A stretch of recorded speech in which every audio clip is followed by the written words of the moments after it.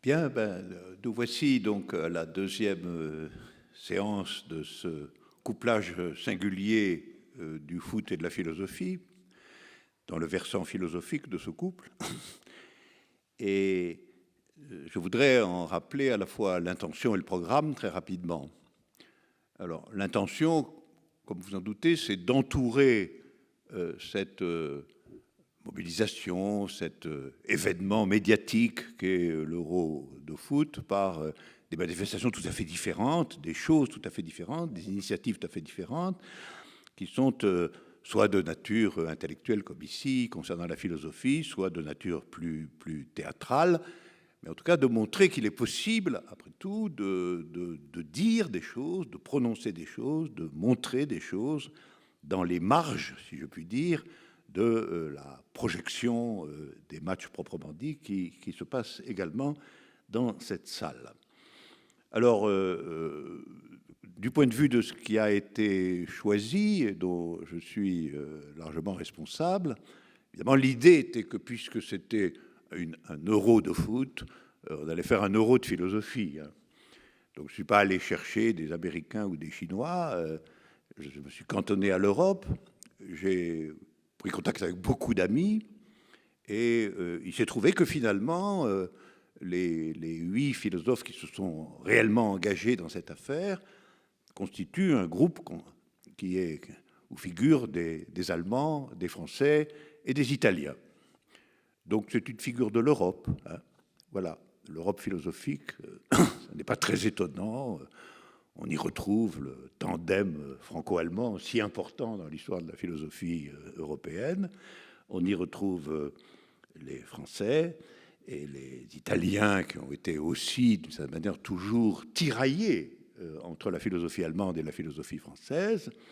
Et quant aux Anglais, ils ont décrété le Brexit philosophique. Voilà. Alors nous sommes dans une constatation tout à fait adéquate à la conjoncture. Alors, hier, on a commencé hier, puisqu'on suit le rythme des quarts de finale, demi-finale et finale, ce qui donne en tout, en réalité, 8 séances, 7 séances. Et on a commencé hier par un propos sur le courage que j'ai prononcé. Et aujourd'hui, j'y reviendrai tout à l'heure, c'est une deuxième leçon sur le courage.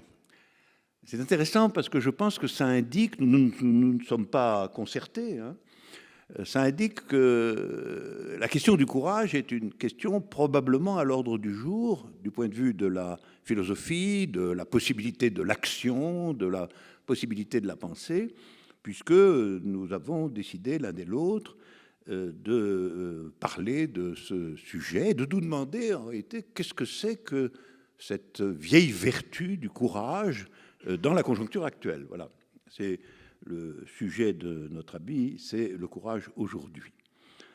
Alors, je vous rappelle simplement, parce que vous avez sans doute tous plus ou moins le programme, les séances suivantes. Alors, demain, nous avons une intervention particulièrement polémique, puisque c'est une intervention philosophique dirigée contre le foot comme spectacle, contre le sport-spectacle qu'est devenu le foot. Et c'est un Allemand, un ami allemand, Gernot Kameke, qui prononcera ce terrible verdict, dont le titre est « Le foot comme organe et champ de bataille des politiques réactionnaires, racisme et travail forcé ». Voilà. Ça n'est pas tendre, comme vous le voyez, pour l'existence même du foot aujourd'hui. Ensuite, dimanche, ce sera le retour en scène d'un Français, Patrice Maniglier, qui exerce à Nanterre et qui a été très frappé par l'ensemble des choses qui se sont dites, inscrites, faites à Nanterre pendant toute la période, en quelque sorte, d'accompagnement du mouvement Nuit debout, et qui propose comme sujet une autre fin du monde est possible, lecture d'un graffiti de Nanterre. C'est très intéressant que la philosophie s'empare d'un graffiti de Nanterre comme d'un objet pertinent pour la discussion philosophique. Et d'autre part, ce qui est intéressant aussi, c'est que au lieu de se demander si un autre monde est possible, il pose la question, une autre fin du monde est-elle possible, voire nécessaire?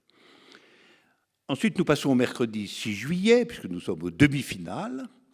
Et le mercredi 6 juillet, la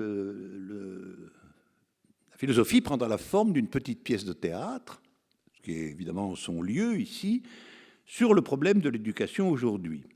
Une petite pièce de théâtre sur le problème de l'éducation aujourd'hui, c'est une œuvre d'Alessandro Russo, italien, professeur italien, et qui s'empare de façon théâtrale d'une question qu'il considère comme, à mon avis à juste titre, comme tout à fait décisive aujourd'hui, qui est la transformation des questions de l'éducation dans la société telle qu'elle est. Ce sera une petite pièce de théâtre à 4 personnages, et il y aura 2 acteurs, Alessandro Russo et moi-même, pour interpréter cette pièce. Donc là, nous aurons une synthèse vivante du théâtre et de la philosophie. Ensuite, le jeudi 7 juillet, l'autre demi-finale, il y aura 2 interventions, toutes les 2 tout à fait singulières et intéressantes. Jan Volker, un philosophe allemand, parlera de la démocratie et le spectacle, 2 moyens de se faire plaisir. Donc il méditera à propos du foot sur le rapport qui existe entre spectacle et démocratie. Et que vous savez, c'est une question très importante qui a été, si je puis dire, mise en circulation notamment par Debord dans le livre La société du spectacle, mais qui s'est probablement transformée depuis. Et la méditation aujourd'hui sur le rapport entre démocratie et spectacle doit être reprise à nouveau frais. Et l'autre intervention concerne une situation tout à fait extraordinaire, qui est l'apparition en Chine, aujourd'hui, la Chine étant évidemment la plus grande usine du monde. La Chine, c'est un pays où il y a aujourd'hui des dizaines, des centaines de millions d'ouvriers. La Chine étant le lieu où est complètement démentie la disparition de la classe ouvrière, où au contraire, elle prend une extension qu'elle n'a jamais connue.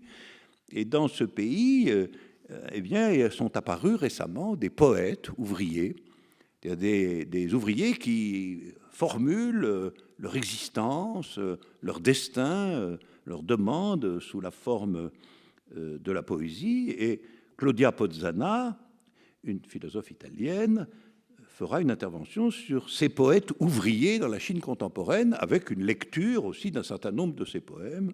Et je serai aussi présent pour lire, pour la première fois de ma vie, il faut dire, des poèmes d'ouvriers chinois. Et cependant que le dimanche 10 juillet, pour la finale, eh bien, c'est de nouveau moi, comme pour l'ouverture, qui interviendrai sur le sujet « La philosophie peut-elle dire quelque chose du sport ?» Donc, je traiterai directement la question de la relation qui se joue ici, qui est la relation entre sport et philosophie. Alors maintenant, je vais présenter mon ami Franck Ruda. Il est professeur de phénoménologie à l'Université libre de Berlin. En réalité, c'est un créateur, philosophe, un jeune philosophe inventif, créateur, dont je soutiendrai volontiers que ce qu'il essaie de faire, c'est de montrer que l'héritage de Hegel, de la pensée dialectique, et peut-être plus généralement l'héritage d'une certaine version de l'idéalisme allemand, peut être vu comme une exigence contemporaine. Il ne s'agit pas du tout de faire de l'histoire de la philosophie au sens académique du terme, il s'agit de montrer que de même qu'à un moment donné, Marx s'est emparé de Hegel pour en faire un instrument de la politique révolutionnaire, de même, on peut et on doit s'emparer de Hegel aujourd'hui pour penser complètement et fermement le monde contemporain. Et je dois dire, et j'en suis tout à fait content et flatté, qu'une médiation de cette contemporanéité de Hegel, pour Franck Ruda, est mon propre travail, de sorte que je me vois promu au titre de médiateur de Hegel dans le monde contemporain, ce qui est une considérable décoration. philosophique que me décerne Franck Ruda et que j'accepte avec reconnaissance. Alors, je voudrais vous indiquer les 3 livres que Franck a écrits jusqu'à présent, car ils sont tous les 3 d'un très vif intérêt. Le premier, qui est un livre de 2011, a pour titre La populace chez Hegel. La populace chez Hegel.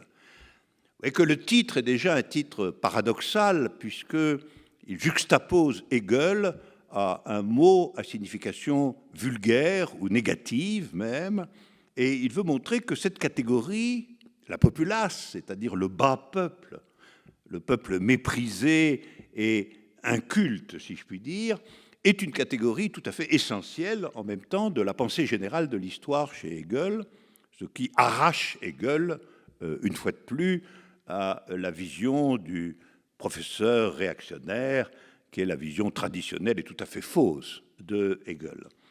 Alors, le livre La populace chez Hegel de 2011 existe en allemand et en anglais, et donc, si vous avez la connaissance de l'une ou l'autre de ces langues, je vous recommande ce livre qui est une entrée dans Hegel tout à fait singulière et tout à fait particulière.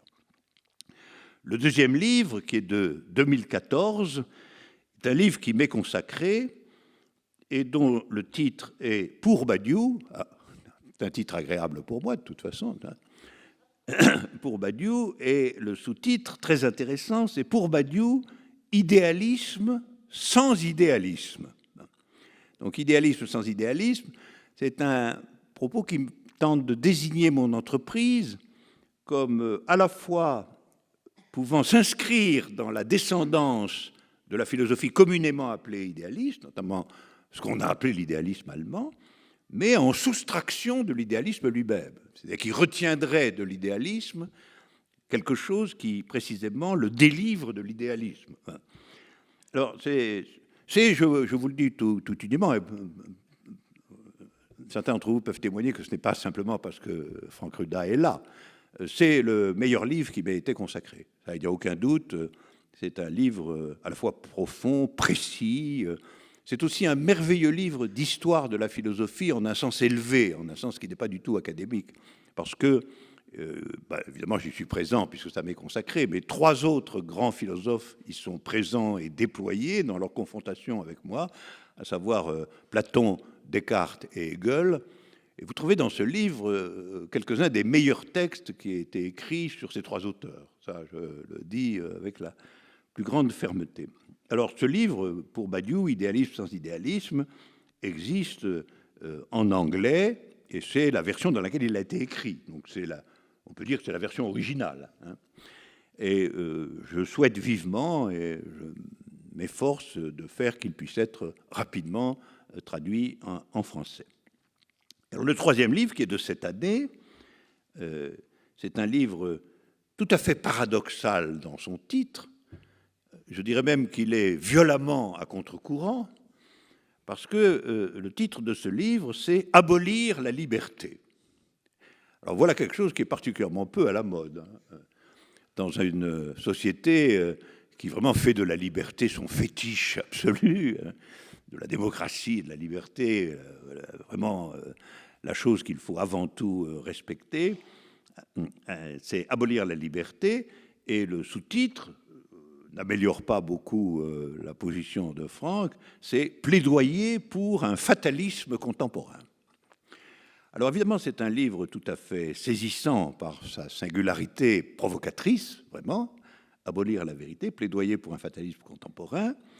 C'est la critique la plus incisive et la plus profonde qui était faite du caractère en réalité absolument vain et creux de la catégorie dominante de liberté, dont il est montré en réalité qu'elle ne désigne aucune forme de liberté authentique, aucune forme de liberté véritable, et que mieux vaudrait à tout prendre qu'on soit dans un nécessitarisme, dans un fatalisme absolu, que d'être victime de ce complot dominant d'une catégorie exsangue et mortifère en réalité de la liberté. C'est donc véritablement quelque chose qui va au centre même des configurations idéologiques de notre époque. Voilà, donc la populace chez Hegel, pour Badiou, idéalisme sans idéalisme, abolir la liberté. Voilà les 3 livres que Franck Ruda a mis en circulation. Tous les 3 sont importants. Tous les 3, en plus, sont quand même articulés les uns aux autres de façon très lisible. Donc, ce que Franck Ruda est en train de construire, c'est réellement une œuvre philosophique. Et je suis très heureux qu'il ait accepté de venir nous parler ce soir. Et je vais maintenant lui donner la parole. Il va nous parler, donc, comme il a été annoncé, du courage aujourd'hui. Et je vous demande d'être attentif au fait de ce courage supplémentaire de Franck Ruda, qui est de nous parler en français. Merci beaucoup. Tout d'abord, je voudrais remercier Alain pour cette amicale invitation et cette amicale introduction de venir à Paris et de parler avant vous. Aussi, je voudrais m'excuser en avance pour mon français, qui est un mélange brutal, comme quelqu'un m'a dit une fois, entre chinois et polonais. Mais j'espère que vous me comprenez quand même. Donc, je vais commencer. Je voudrais parler ainsi qu'Alain Badiou faisait hier sur le courage. Si on adresse cette catégorie d'une perspective philosophique, il faut qu'on donne aussi une réponse à une autre question, notamment la question qui adresse la relation entre courage et la philosophie. Pourquoi? Parce qu'au début, il peut sembler qu'il n'y a aucune nécessité interne pour la philosophie de se référer à l'affect, si on peut le dire comme ça, ou au concept du courage. Ça, c'est une vraie question seulement aussi parce qu'on ne trouve pas beaucoup de gens aujourd'hui qui s'appellent des philosophes qui adressent la catégorie du courage du tout. Si on commence avec la situation de la philosophie, on pourrait assumer que la philosophie toujours pense froidement, et ça veut dire qu'elle pense froidement même si elle donne une explication du courage, donc elle n'a pas internement besoin du courage de penser le courage. Aujourd'hui, un tout petit nombre de penseurs se réfèrent à la catégorie du courage, mais il y a certainement aussi des exceptions, ce monsieur par exemple. Alors, comment peut-on tacler une telle question? Je pense qu'on peut commencer au moins en 2 manières.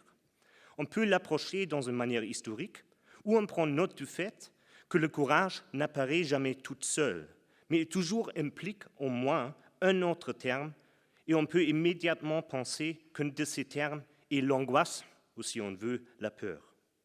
D'une telle perspective, le courage est un concept surnuméraire qui est ajouté à un autre affect, à un autre concept, notamment à l'angoisse ou la peur, et pour cette raison, on peut le nommer un affect ou concept surnuméraire.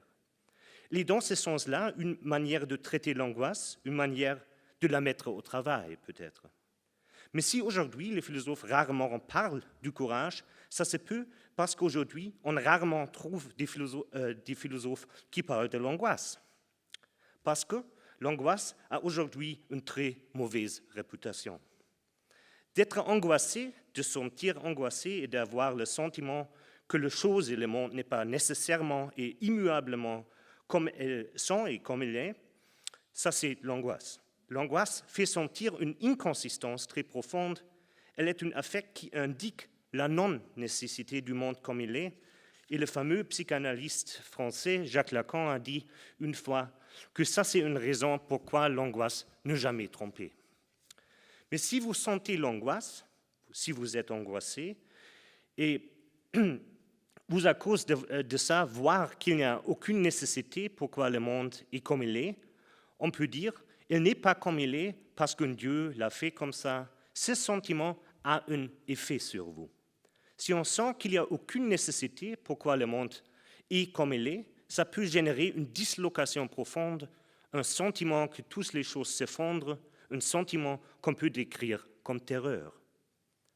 L'angoisse, à cause de ça, aussi coapparaît avec un autre affect ou concept, notamment avec l'affect de terreur ou l'effroi, qui résulte de se sentir déraciné, disloqué, déplacé, et l'espace même de tout placement, c'est-à-dire le monde, devient instable. Peut-être ce n'est pas une surprise, peut-être ça ce n'est pas une surprise que dans un monde qui semble être rempli par des actes terroristes, des actes nihilistes réalisés par ces gens qui sont radicalement exclus de ce monde, dans un monde qui est rempli avec terreur, l'angoisse et ses effets terrorisants n'est pas avoir un rang honorable. Elle est plutôt quelque chose qu'on veut se débarrasser, par exemple par l'implémentation de plus en plus de mesures de sécurité ou par l'augmentation des contrôles. Mais ces mesures sécuritaires aussi essaient de prévenir, de parer, d'éviter l'angoisse, et ils le font en traduisant et en transposant l'angoisse en des termes d'un autre affect, notamment en termes de la peur. Vous devez savoir que l'angoisse et la peur ne sont pas identiques. Une distinction très fondamentale entre les deux est que la peur a toujours un objet. Elle est toujours orientée à un objet du monde, un objet qui est pris d'être dangereux ou nuisible ou quelque chose comme ça. La peur est toujours, comme le philosophe allemand Martin Heidegger a élaboré, en relation avec un objet, mais l'angoisse n'a pas un objet en ce sens. Si vous avez de la peur, pour employer un exemple des films d'horreur, quand un type avec un masque d'ice hockey et avec une machette est dans votre appartement et commence à vous poursuivre, c'est bien normal et compréhensible. Ce que vous sentez au ce moment-là est primairement peur et n'est pas l'angoisse. Le même vaut pour la situation contemporaine, dans laquelle, en Europe, quelques personnes ont peur de réfugiés qui entrent leur pays parce qu'ils peuvent être des terroristes ou causent la ruine d'une stabilité financière assumée ou parce qu'ils se comportent mal, etc., etc. En ce sens, Alain Badiou a parlé d'une politique de la peur qui est devenue le paramètre dominant de la situation actuelle. Et je voudrais seulement ajouter d'une telle politique, dans le même temps, prévient l'angoisse. Il y a, en termes d'actuel d'Alain Badiou, une opération de récupération de l'angoisse en termes de la peur, et cette traduction particulière de l'une dans l'autre a un effet sur la compréhension et le statut contemporain aussi du courage, parce que le courage, toujours, est accompagné par l'angoisse. Ce qui n'a pas un objet pour Heidegger, c'est-à-dire l'angoisse, est dans cette opération littéralement objectifiée, équipé avec un objet, quel qu'il soit, et on inscrit un objet là-dedans, ainsi que l'angoisse devient peur. Et ça a un impact sur l'angoisse, et je crois qu'on doit l'adresser. Je voudrais procéder en deux pas. Au début, et pour commencer, je vais retourner au concept du courage et vous présenter un panorama sélectif de quelques positions de l'histoire de la philosophie. Je vais traiter rapidement Platon, Aristote, un disciple chrétien d'Aristote, notamment Thomas d'Aquin, et finalement Hegel. Je vais tirer une conclusion de ces positions pour la notion de l'angoisse et je vais, pour conclure, vous suggérer une manière de comprendre la signification et la relevance du concept du courage aujourd'hui et spécifiquement pour la philosophie. Pour faire mon dernier pas, je vais me référer à une sainte trinité, Hegel, Lacan et Badiou, le Père, le Fils et le Saint-Esprit, si vous voulez. Il n'est pas du tout extraordinaire de dire que le courage est un concept crucial de la philosophie. Si on prend un regard furtif à l'histoire de la philosophie, on peut voir que des philosophes ont toujours et fréquemment essayé de trouver une définition pour le courage. Et on peut être tenté d'assumer, comme Alain Badiou l'a fait une fois, et je crois dans une manière très convaincante, que toute sorte de la philosophie est déterminée par la définition du courage qu'elle donne. Pour vous donner une série d'exemples, Descartes dit dans son dernier livre, Les Passions de l'âme, que seulement le courage peut nous libérer de notre indécision et hésitation. Il est donc constitutif d'un usage propre de nos capacités rationnelles, c'est-à-dire la pensée et la liberté comme telles. Kant, fameusement, a pris la devise de la mouvement et projet des Lumières à dire qu'il faut finalement du courage de se servir de son propre entendement, sapere aude, qui implique que sans ce courage, nous sommes tentés de ne pas nous servir de notre propre entendement. Après Kant, Hegel a déclaré qu'il faut le courage de la vérité, c'est Hegel, comme condition première de la philosophie, et que ce courage est aussi un courage de la passivité, parce qu'on se donne, entlassen en allemand, d'être guidé par cet objet particulier de la pensée qui est la vérité et aussi la liberté. Seulement, en ce sens, on peut se débarrasser des idées et compréhensions problématiques de l'autonomie et l'indépendance. Après Hegel, Kierkegaard a salué le courage comme la seule mesure dans la vie. Ce qui veut dire qu'une vie sans des actes du courage dans lesquels nous risquons tous, que nous regardons comme essentiels et performent un acte de foi, la vie est vide et vidée. Après Kierkegaard, Heidegger a argué qu'il y a un effet libérateur de l'angoisse qu'on peut voir seulement quand on a le courage de l'angoisse, qu'il faut pour surmonter nos convictions quotidiennes, c'est-à-dire notre idéologie spontanée de la vie quotidienne. Après Heidegger, Alain Badiou a démontré que le courage est un élément fondamental de chaque process et de chaque pratique dans laquelle on devient un sujet propre. Ce qu'on peut inférer de cette liste abréviée, une liste qu'on peut facilement élargir, est que les caractérisations différentes du courage tous, dans une manière ou dans une autre, réfèrent le courage à l'idée profonde d'une orientation dans sa vie ou dans son existence. Le courage semble être ce qui offre une nouvelle orientation, ce qui établit une telle orientation, une nouvelle vision du monde, une nouvelle manière de voir les choses. C'est aussi une possible définition de la philosophie, je crois. Il faut du courage, pour l'ainsi dire, de voir les choses différemment, et cette différence vient avec, au début, et peut-être aussi toujours, l'angoisse, parce qu'on n'accepte plus la vision dominante des choses et du monde. Donc, ce qui introduit du courage est la possibilité, par le courage, et la possibilité que les choses peuvent être autres. On peut voir ainsi et ici que si on ne s'oriente pas dans une manière courageuse, quelle qu'elle soit, l'angoisse qui surgit dans ces moments-là, on perd sa propre orientation dans la vie ou dans son existence.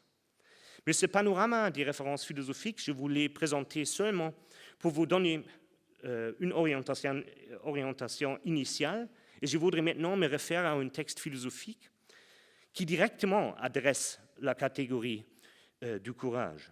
Ce texte est un texte de Platon. Je ne pense pas à la grande élaboration du courage dans sa République, parce qu'Alain a déjà, et dans une manière magnifique, démontré que là on trouve une réflexion sur le courage et de son usage politique.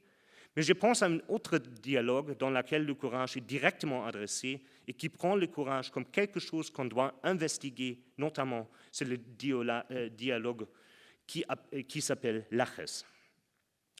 Ce dialogue commence avec une question, notamment avec la question comment on doit éduquer les enfants. Il y a quelques gens qui cherchent pour les meilleurs enseignants pour leurs enfants, et dans ce cadre, l'issue du courage apparaît. La question est donc la suivante. Comment peut-on enseigner le courage? Peut-on enseigner le courage? Et si ça est le cas, qui est apte de le faire? En essayant de trouver une réponse de cette question, on trouve une déclaration de ce dialogue, une déclaration du général Laches qui dit « Le courage est quand je vois un ennemi et je cours en direction de lui pour l'engager dans une bataille. » Mais Socrate répond à cette définition exemplaire. C'est un bon exemple, mais un exemple n'est pas une définition. Il est un bon exemple parce que si on confronte directement, si on confronte quelque chose de dangereux directement, et si on est affirmativement engagé dans une situation dangereuse, on fait quelque chose qui exige du courage. Ça prouve que le courage a une dimension fondamentalement pratique. Il n'est pas simplement un concept théorique, mais il y a une relation directe avec la pratique. Mais ce bon exemple du courage ne laisse nous pas déchiffrer absolument ce que c'est le courage comme tel. L'exemple nous dit quelque chose sur le courage d'un soldat engagé dans une situation spécifique, mais il nous ne dit pas qu'est-ce que c'est le courage en général. Et Socrate conclut à la fin du dialogue que nous avons raté de découvrir qu'est-ce que c'est le courage en vérité. Le dialogue de Platon ne nous offre aucune définition du courage, mais il nous offre un exemple d'un acte courageux. Mais il est très important de remarquer qu'à la fin du dialogue, aussi les gens qui cherchent un enseigneur pour leurs enfants ont décidé que c'est Socrate qui doit les enseigner. Ça veut dire que nous n'avons pas une définition du courage dans ce dialogue, mais ce que nous avons sont deux exemples du courage. L'exemple du général Laches et l'exemple de Socrate, qui est aussi un exemple du courage parce que son geste de refuser de prendre un exemple pour une définition est il-même un exemple du courage. Il faut du courage de dire qu'on n'a pas une définition du courage. Ça s'entend un peu sophistique. Mais voilà. Le courage en Platon, dans le Laches, semble être connecté, relié à l'exemplarité. On a sur un côté le cas exemplaire du courage qui consiste à mettre en question d'une manière radicale ce que c'est le courage. C'est Socrate, c'est la pratique de la philosophie. Et on a sur l'autre côté le transparent exemple pratique qui est donné par le général Laches. Si on lit seulement ce dialogue, il n'y a aucun autre texte de Platon, ce texte dit qu'il n'y a aucune définition du courage, et c'est parce que le courage est quelque chose de la pratique, et ça veut dire que peut-être le courage est rien en soi, et rien à l'extérieur, en dehors de la pratique, de son actualisation pratique. Il y a du courage, mais il n'y a pas une définition du courage, puisque le courage est une manière d'être engagé dans le monde. Peut-être il y a toujours seulement des exemples du courage et jamais une définition. Mais dans la forme d'un exemple, et ça me semble important, on ne trouve plus que seulement un exemple. Parce que l'exemplarité nomme toujours une relation entre un acte singulier et quelque chose d'universel là-dedans. Chaque exemple constitue une classe pour laquelle il est une représentante. Il peut être, ça veut dire qu'on doit penser le courage dans sa dimension d'exemplarité. Après Platon, le philosophe de définition, l'élève de Platon, Aristote, on peut dire lui qui était enseigné par lui, qui a mis en question qu'est-ce que ça veut dire d'avoir un élève, Aristote, semble de faire mieux que général Laches et Socrate parce qu'il fournit une claire définition. C'est Aristote. Dans le 9e chapitre de son Éthique à Nicomaque, Aristote traite le courage et il le définit tout d'abord comme une vertu. Chaque vertu, pour Aristote, implique que les actions qu'il instruit sont situées dans le milieu entre deux extrêmes. Et en ce qui concerne le courage, il dit que le courage, comme vertu, est situé dans le milieu entre les affects de la peur et de la confidence. Ici, le courage est rattaché à la peur, mais il est aussi rattaché à la confidence, qui est pour lui l'autre extrême. Le courage bouge entre ce qui a un effet angoissant sur nous et notre confiance, ainsi que nous n'avons ni trop confiance, ni trop petit, ni trop peur, ni trop petit. Mais quelles sont les choses qui sont les objets du courage, les choses qui nous font de la peur et qu'on peut confronter avec la propre quantité de confidence? La première réponse d'Aristote est que le premier objet du courage est la mort. Mais il ajoute que la mort n'est pas comme tel l'objet du courage, il doit être un certain type de la mort. Notamment, le courage apparaît quand on confronte une mort qui est reliée à la catégorie de l'honneur. C'est pourquoi Aristote voit le cas paradigmatique des actes du courage dans la guerre. Un soldat courageux agit dans une manière intrépide et imperturbable. Ça veut dire dans une manière comme des êtres humains faut agir.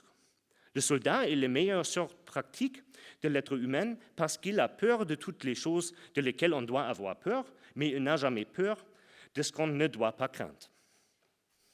Pourquoi peut-il le faire? Parce qu'il sait ce qu'on doit craindre.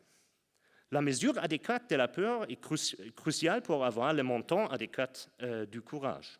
Seulement les fous et les bêtes, c'est Aristote, pas moi, seulement les fous et les bêtes n'ont pas peur de rien et quelqu'un qui a trop de la peur est un poltron. Ils ne surmontent pas leur peur et ils ne font pas leur peur travailler pour eux-mêmes. Le soldat a le montant de peur correct et il la confronte avec le montant adéquat de la confidence sans être fou ou dingue et ainsi il agit avec un calme absolu et cette sorte d'actions est bien dans un sens éthique tandis que son opposite est éthiquement mal. À la fin de ces réflexions, Aristote offre une typologie du courage. Il y a un courage civil qui a la motivation pour des actes vertueux. Il y a un courage qui obtenir par l'expérience et de la savoir des situations spécifiques. Et il y a un courage qui surgit de la colère. Mais ce dernier tente de devenir endiablé, mais à la même fois, il peut aider le personnage courageux d'endurer plus long qu'il ou elle endure autrement. La définition du courage, on trouve en Aristote, est la suivante. Le courage est la combinaison d'expérience et d'un savoir qui sont mis en pratique dans une manière vertueuse, ainsi qu'on soit confidente qu'on peut surmonter ce que fait peur, encore dans une manière adéquate, c'est-à-dire qu'on n'a pas trop, mais aussi pas trop petite peur ou confidence. Compliquée définition, mais c'est une définition. La colère aide d'en faire. D'être courageux, on sait ce qu'on confronte et on sait ce qu'on est capable à faire. Ça, c'est la structure fondamentale du courage chez Aristote. À cause de cette structure, on voit que pour Aristote, l'éducation est aussi fondamentale pour comprendre le courage. Ça, c'est la raison pour laquelle il parle des expériences et de savoir. On sait ce qu'on peut faire et ce type de savoir est constitutif du courage. C'est un savoir de mes propres capacités. Mais il y a une chose qui n'est pas adressée par Aristote, je crois, qui est la suivante. Si la guerre est le paradigme du courage, y a-t-il un type de courage qui est non militariste? Y a-t-il un courage de philosophie? Ou est-ce qu'on peut nommer seulement le soldat une figure courageuse? Pour Aristote, et ça c'est la raison pour laquelle je ne l'aime pas beaucoup, le philosophe est plutôt un administrateur des choses. Vous avez vu, je crois, pourquoi ça c'est le cas. Platon a soivi le courage exemplaire de Socrate, mais Aristote, qui est généralement vu comme un précurseur du pacifisme moderne, fait de la bataille militaire le paradigme du courage. Par surcroît, si le courage est supposé d'être dérivé de la connaissance de son propre capacité et expérience, il me semble qu'il n'y a pas un type de courage qui n'est pas bête ou fou, qui excède son propre capacité. Mais il me semble absolument nécessaire de dire quelque chose sur des actes qui sont réalisés par des gens, jour après jour, qui excèdent leur propre capacité. Pensez seulement de l'acte de tomber amoureux. Il me semble que des gens peuvent faire plus qu'ils savent être capables, et cette dimension, il me semble, de manquer chez Aristote. Une troisième version d'interpréter le courage, on peut trouver en Thomas d'Aquin, quelqu'un qui était le plus important interpréteur d'Aristote dans les Moyen-Âge. Il dit une fois que de saluer justice, le courage implique la justice. Ainsi, il y a un élément additionnel après l'exemplarité des actes du courage chez Platon, après l'aspect de l'éducation et après la relation entre peur et confidence chez Aristote. Mais que veut dire la justice pour Thomas? Il dit que l'office du courage, c'est son expression, consiste en résister et attaquer le mal. Mais en résistant et attaquant le mal, on trouve en soi-même le savoir qu'on est vulnérable. C'est une idée qu'on trouve toujours aujourd'hui chez des penseurs comme Judith Butler ou Simon Critchley, qui sont, à mon avis, fondamentalement des thomistes. D'être courageux signifie d'accepter d'être blessé. C'est pourquoi, pour Thomas, le courage est aussi quelque chose qu'on trouve en soi quand on confronte la mort, la blessure ultime. Mais le paradigme n'est pas la guerre, mais l'épreuve, l'ordalie, la préparation de devenir un martyr. Aquin nomme les joies du courage des douleurs qu'on souffre, mais on ne souffre pas ces douleurs seulement pour souffrir. Plutôt, de souffrir comme épreuve de sa conviction de mourir pour sa foi signifie pour lui qu'on surmonte la mort et l'apparente supériorité du mal. Aquin va même jusqu'à dire qu'on vivre seulement dans une manière propre de ce terme si on est prêt de perdre la vie en tout temps. On vit vraiment si on perd sa vie pour ce qu'on croit dans une bataille. La vie comme telle n'a aucune valeur quelconque. Mais ça, c'est aussi la raison pour laquelle il est important d'avoir une idée adéquate pour mesurer quoi est une bataille on doit lutter et quoi est une bataille on peut ignorer. Le courage pour Thomas entraîne une définition d'une vraie vie. On rend justice à soi-même et à la vie si on a une mesure adéquate qui aide en jugeant ce qui est un sacrifice nécessaire et ce qui n'en est pas. Ces mesures est prévue par le concept de Dieu. Il est un chrétien. Qui a peur de Dieu n'a va trembler face à rien, c'est Thomas. Ça veut dire ce qu'il faut est le correct montant de la peur et de la confiance. Il est un aristotélicien. Ce qui est important ici est que Thomas ne défend pas une position qui dit que le courage signifie d'être indifférent au regard de sa propre vie. Il dit plutôt qu'on a aussi perdu sa vie si on s'accroche trop. Ceux qui aiment leur vie trop ont déjà perdu leur vie. Le manque du courage est à cause de ça la raison principale pour perdre sa vie, et le courage est aussi le fondement pour une vie digne de ce nom.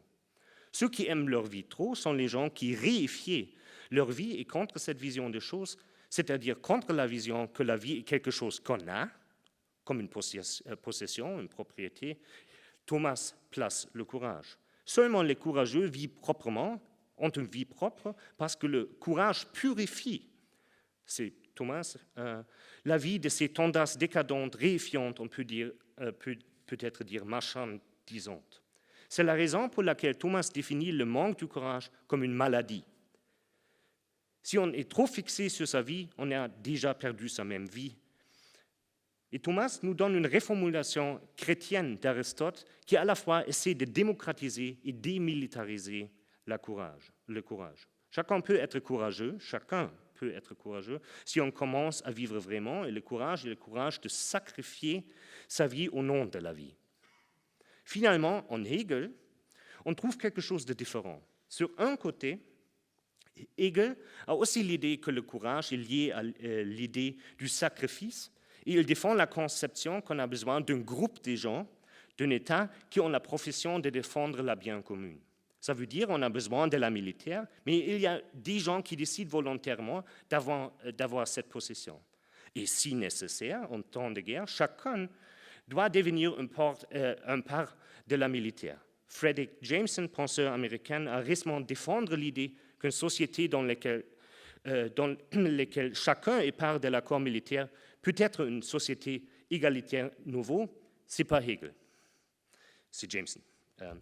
Mais Hegel a défendu l'idée que la guerre nous enseigne quelque chose, notamment que l'état des choses et du monde n'est pas donné, n'est pas immuable. Et ça veut dire qu'en temps de guerre, nous comprenons que le monde et les choses peuvent être autres. Et ça veut dire aussi que les choses sont comme elles sont parce que nous les acceptons. L'implémentation d'un état de guerrier dans la société veut dire pour Hegel qu'on doit toujours garder en vie et en vue qu'une communauté quelconque est un produit de la liberté. Mais Hegel aussi parle du courage dans une manière différente, et peut-être vous verrez pourquoi on peut dire que Hegel ici essaie de répéter Platon. Notamment au commencement de son livre fameux « La science de la logique », qui veut présenter ce que Hegel nomme l'absolu et qui pour lui est un nom de la liberté. Là, il dit que quelque chose d'extraordinaire s'est passé.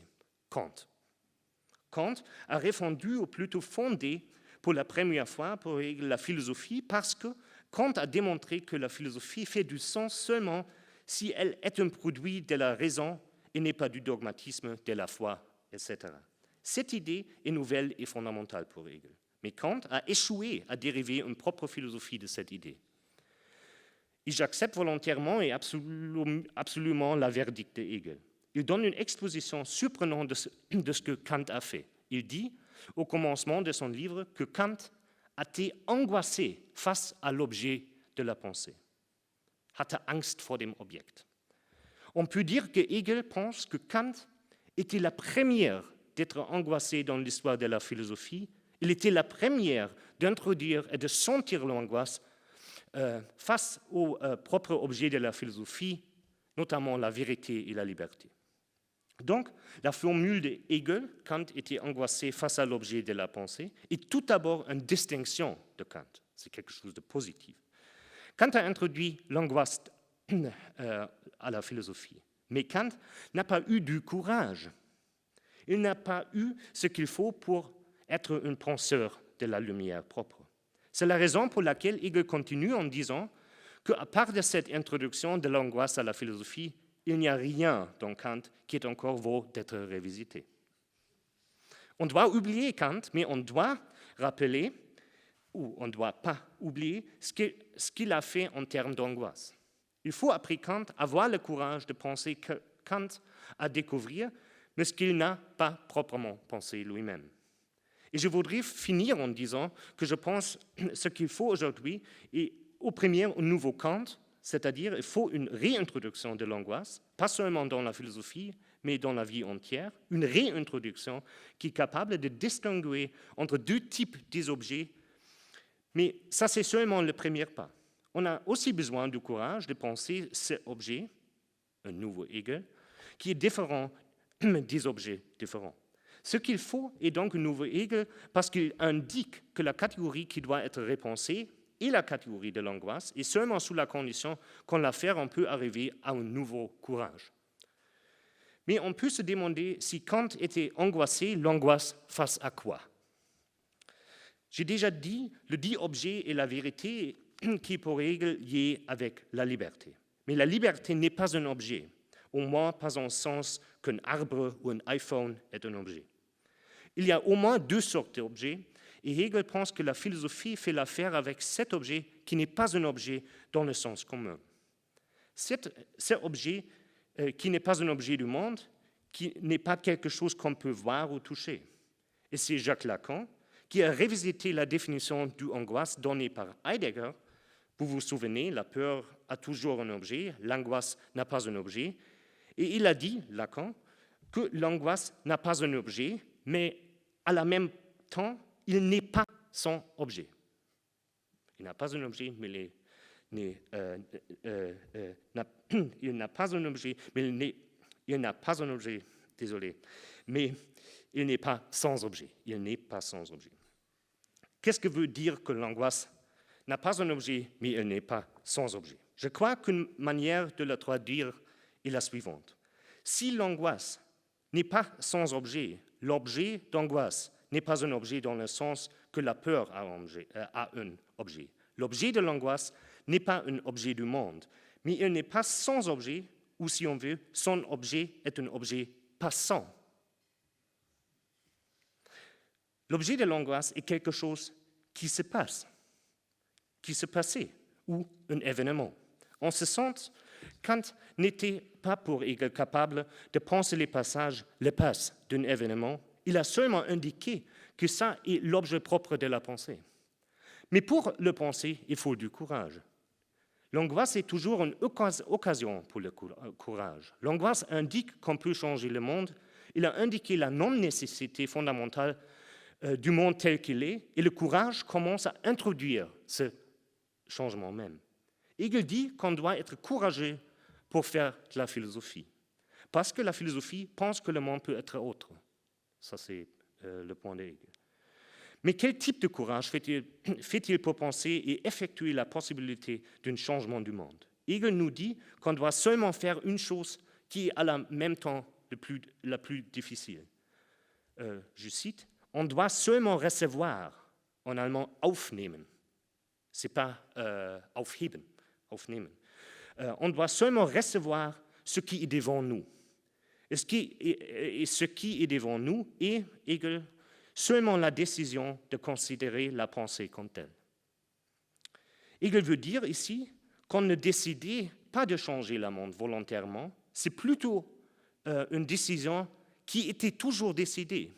Et sa science de la logique décrire ce qui se passe à l'immanence d'une vérité, pour le dire avec Badiou. Nous ne décidons pas de transformer le monde parce que nous pensons c'est une belle idée.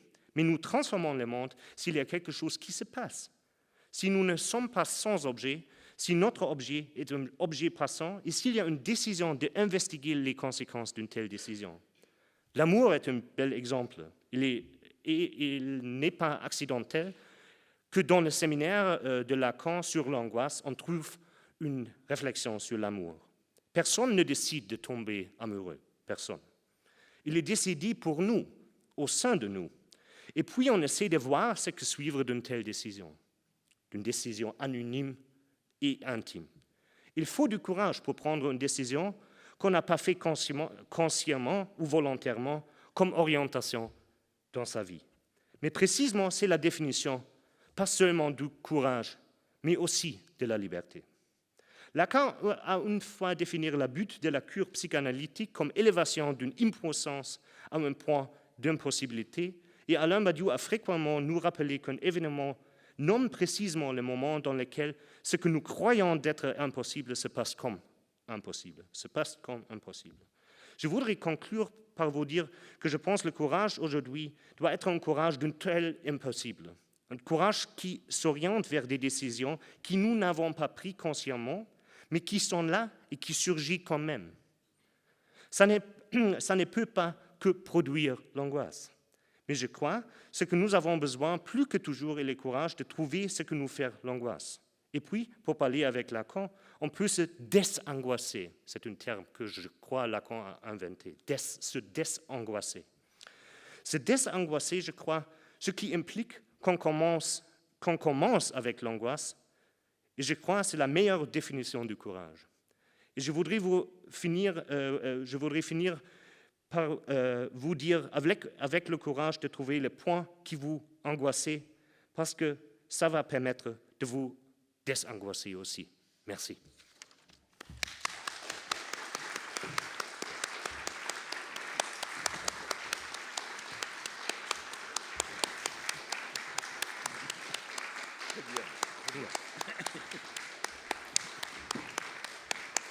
J'espère que c'était compréhensible. Juste pour dire que, comme vous l'avez vu, nous avons eu là un exemple très, très frappant de ce que c'est que la consistance philosophique allemande dans sa figure moderne, cette capacité à réinventer, à réactiver l'histoire de la philosophie elle-même du point de vue de sa destination présente. Eh bien, voilà pour le courage aujourd'hui, qui finalement est le courage de la philosophie. Et je vous rappelle que demain, nous aurons quelque chose de très différent mais de semblable, c'est-à-dire, y a-t-il un courage pendant l'Euro du foot d'attaquer férocement le foot? Merci à vous tous.